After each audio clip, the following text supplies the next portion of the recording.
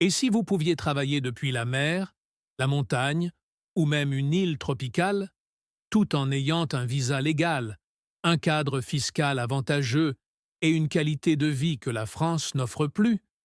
Aujourd'hui, on va voir ensemble les 5 meilleurs pays au monde pour travailler à distance, pas en rêve, mais en toute légalité.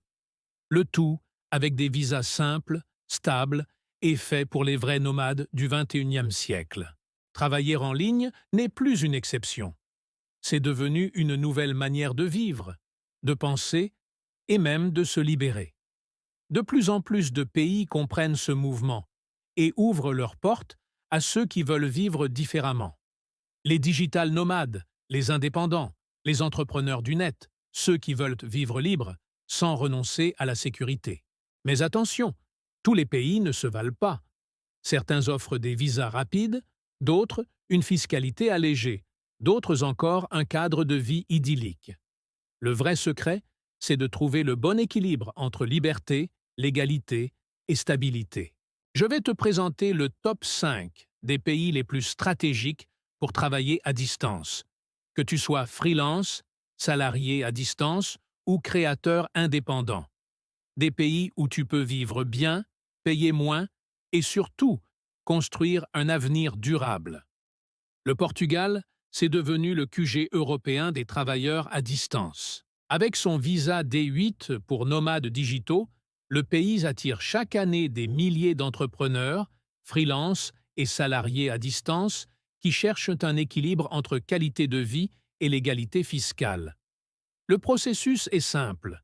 Prouve que tu gagnes au moins 3 280 € par mois, montre une assurance santé et tu peux vivre jusqu'à 2 ans, renouvelable. Lisbonne reste un hub international. Porto séduit les créatifs. Et Madère offre un climat idéal toute l'année. S'ajoute à cela le fameux régime RNH, résident non habituel, qui permet de réduire drastiquement la fiscalité pendant 10 ans, un atout que peu de pays européens osent offrir. Mais au-delà des chiffres, le Portugal, c'est une ambiance. Une culture d'accueil, une sécurité rare, une gastronomie saine et un peuple chaleureux. Pour beaucoup, c'est le parfait compromis entre Europe, soleil et sérénité. Tu cherches un pays européen stable, fiscalement intelligent et plein de charme? Le Portugal reste, à ce jour, la meilleure porte d'entrée. L'Estonie, petit pays balte de 1,3 million d'habitants, est une puissance numérique. C'est ici qu'est né le concept de Digital Nomad Visa, un permis de séjour de 12 mois pour les travailleurs en ligne gagnant au moins 3 500 € mensuels. Tout se fait en ligne. Création de société, signature numérique, fiscalité transparente. Tu peux même devenir e-résident, un statut électronique unique qui te permet de créer une entreprise européenne sans être sur place. L'Estonie, c'est un mélange rare d'efficacité nordique et de modernité radicale.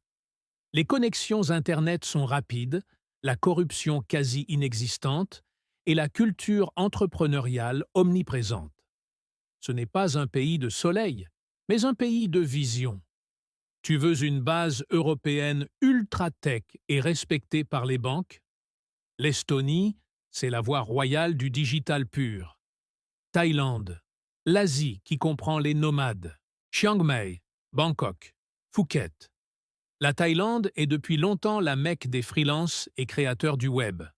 Avec son Long Term Resident Visa, LTR, ou son Smart Visa, tu peux vivre jusqu'à 10 ans, travailler légalement à distance et bénéficier d'une fiscalité avantageuse.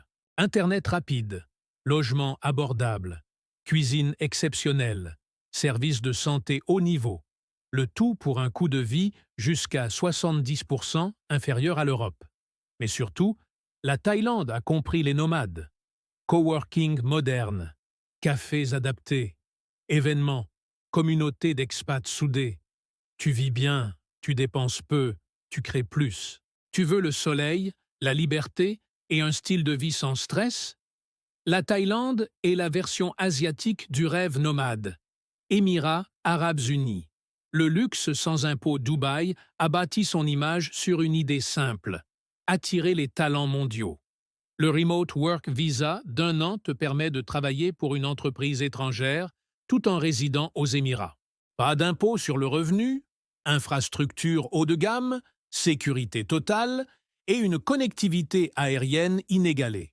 C'est cher, oui, mais c'est un paradis pour entrepreneurs ambitieux. Tu peux ouvrir une société, obtenir un compte bancaire en quelques jours et vivre dans une économie tournée vers l'innovation. Dubaï, c'est la rigueur du Golfe, avec le rythme d'une métropole mondiale.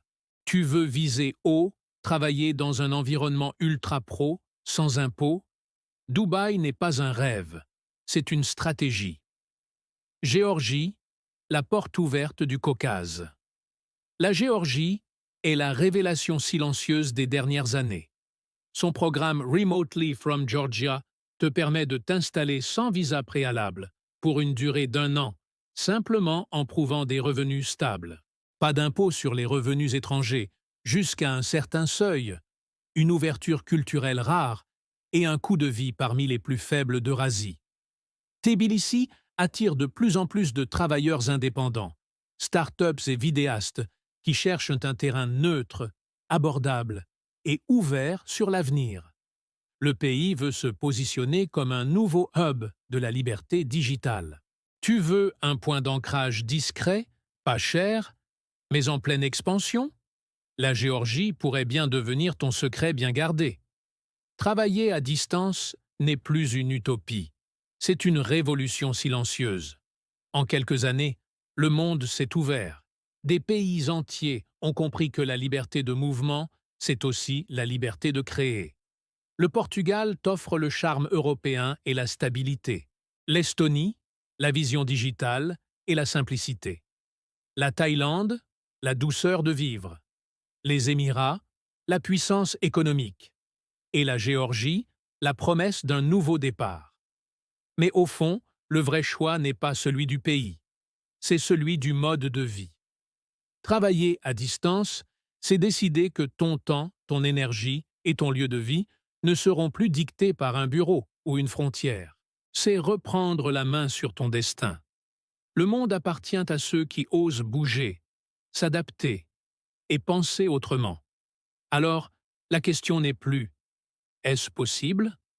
La vraie question, c'est « où veux-tu écrire ton prochain chapitre ?»